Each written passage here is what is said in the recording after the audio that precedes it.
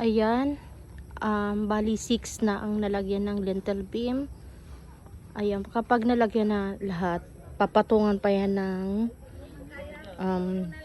hollow block at biga. Isang beam pa sa taas. Pero hindi po ito pang second floor. High selling lang siya.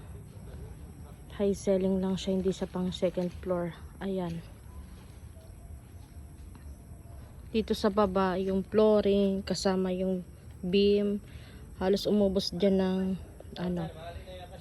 85 to 90 na semento.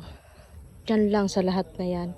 Kasi yung isang beam umaabot ng 7 na semento yung nagagastos. At ito naman, sa isang poste, 10,000 yung isang poste. Isang poste lang niya, 10,000. Bali, 6 na poste. At hindi pa kasama yung mga labor dyan, hindi ko na kunikwenta ang labor.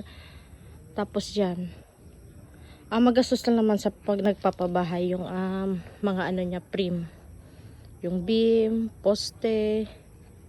Kapag plaster na at hollow block, asintada at plaster na, medyo magana yan.